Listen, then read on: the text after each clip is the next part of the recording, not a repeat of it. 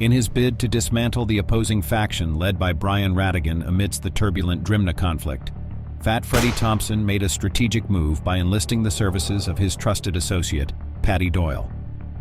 Known for his ruthless efficiency, Doyle was tasked with the roles of both enforcer and hitman, wielding fear and violence to assert Thompson's dominance. However, a critical misstep during one of his assignments resulted in Doyle finding himself on the dreaded Most Wanted list, marking a pivotal turning point in his criminal career. Join us as we embark on a journey through the intricate web of alliances, betrayals, and power struggles that defined the criminal underworld in Ireland, focusing on the gripping saga of one of its most notorious figures and the cascading consequences of his actions. Through this video, we unravel the layers of complexity surrounding Paddy Doyle and his cohorts, shedding light on the intricate dynamics that ultimately led to his downfall. Let's delve into it.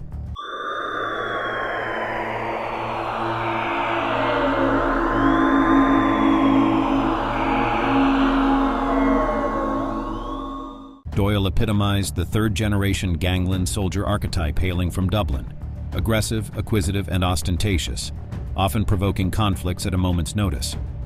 In stark contrast to the tranquil lifestyles of elderly Irish criminals on the Costa, Doyle and his ilk thrived on chaos. Renowned as one of Dublin's most feared and ruthless gangsters in the early 21st century, Doyle had amassed a notorious reputation, with law enforcement tallying 42 convictions spanning charges ranging from drug trafficking to assault and traffic violations. As Fat Freddy Thompson's right-hand man, he played a pivotal role in the Crumlin-Drimnagh gang war, a violent conflict responsible for the deaths of over 15 individuals. During the 1990s and 2000s, numerous Irish criminals sought refuge in Spain due to intensified law enforcement measures in Ireland, spurred by the establishment of the Criminal Assets Bureau. However, for Paddy Whack Doyle, this sanctuary proved fleeting. In 2008, reports surfaced alleging his demise at the hands of his own gang. Or was he? Garda received a confidential dossier from Spanish authorities detailing a confrontation on the Costa del Sol involving 2 Irish individuals and a Turkish criminal syndicate.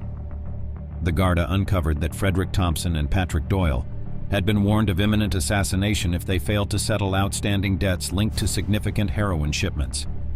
Thompson purportedly responded defiantly, while Doyle, with a derisive laugh, vowed retribution against those who dared threaten him. Doyle's fate added to the tally of Irish mobsters meeting their end in Spain, naively relying on their fearsome reputation to shield them from international drug traffickers. Meanwhile, Freddie Thompson, regarded as one of Ireland's most perilous criminals, led a cocaine syndicate embroiled in a vicious feud with the rival Crumlin faction since 2001. The feud, dubbed the Crumlin-Drimnagh Feud, claimed the lives of at least 15 individuals. Paddy Doyle played a pivotal role as its chief enforcer. Since November 2005, Doyle had been residing in Marbella, albeit not by choice, fleeing Ireland after allegedly committing 3 murders in a span of 2 days. His exile was prompted by the looming threat of imminent arrest by Garda. A critical error following one of the feud-related killings further heightened the risk. Detectives uncovered that on November 15, 2005, Doyle received a warning call on his cell phone, alerting him to the presence of a member of the rival Crumlin gang attending a Phil Collins performance at the Point Theatre. Acting swiftly, Doyle, alongside fellow Thompson gang member Craig White, armed themselves with a Glock handgun and pursued 27-year-old Noel Roche to Clontarf. There, they fatally shot Roche 4 times as he sat in the passenger seat of a Ford Mondeo. Doyle then attempted to dispose of the getaway vehicle by setting it ablaze in a neighboring estate, but the plan failed when the car refused to explode, leaving traces of his DNA behind. Doyle promptly fled to Alicante and subsequently settled in Marbella.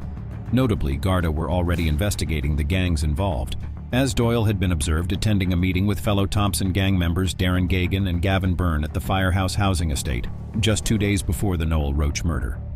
Expecting a discussion on drug delivery, the unsuspecting victims found themselves at the mercy of Doyle's 9mm handgun. With chilling efficiency, he allegedly executed both men with shots to the back of their heads, leaving them lifeless before they could comprehend the danger. These murders, too, were tied to the escalating Drimnagh feud.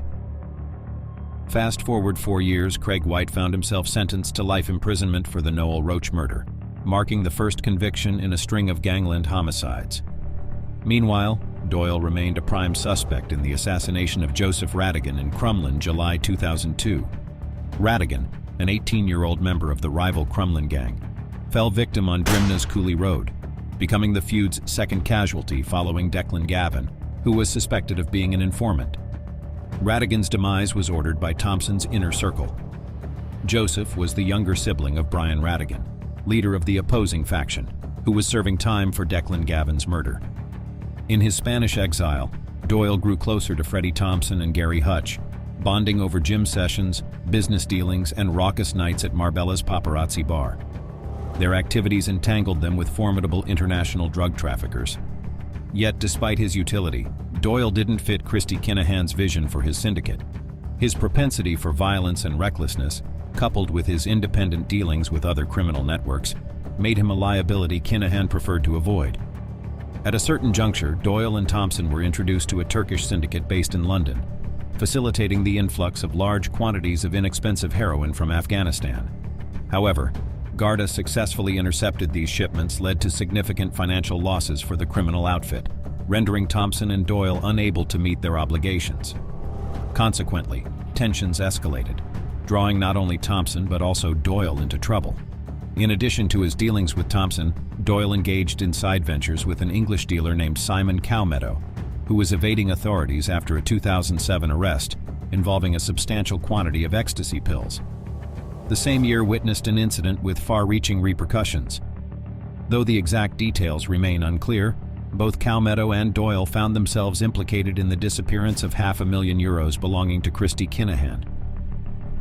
As history has shown, crossing a cartel comes with dire consequences. Cowmeadow met his end in Amsterdam, shot and dumped from a moving vehicle in November 2007. Despite Doyle's palpable anxiety about his own fate, months passed without incident, until a pivotal afternoon on February 4, 2008. Paddy Doyle reclined in his black BMW SUV, Gary Hutch at the wheel, and Freddie Thompson in the back seat, fresh from a gym session en route to Hutch and Thompson's residence complex.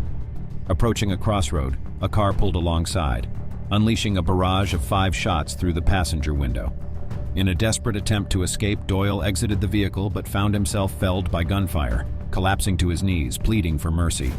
His assailant sealed his fate with 2 final shots to the back of the head. Subsequent revelations indicated Thompson and Hutch's complicity, having been aware of Doyle's impending attack. Despite their close camaraderie, they orchestrated Doyle's betrayal, ultimately gaining favor with Christy after reporting back to him. As the adage goes, every action has its consequences, and in the cutthroat world they inhabited, trust was a rare commodity. This case underscores the wisdom of keeping both allies and adversaries within close reach, as loyalties can swiftly shift in pursuit of power. In the unforgiving realm of organized crime, treachery lurks behind every corner, and ambition knows no bounds. If you found this video insightful, don't forget to like and subscribe. Share your thoughts on this case in the comments below. Thank you for watching.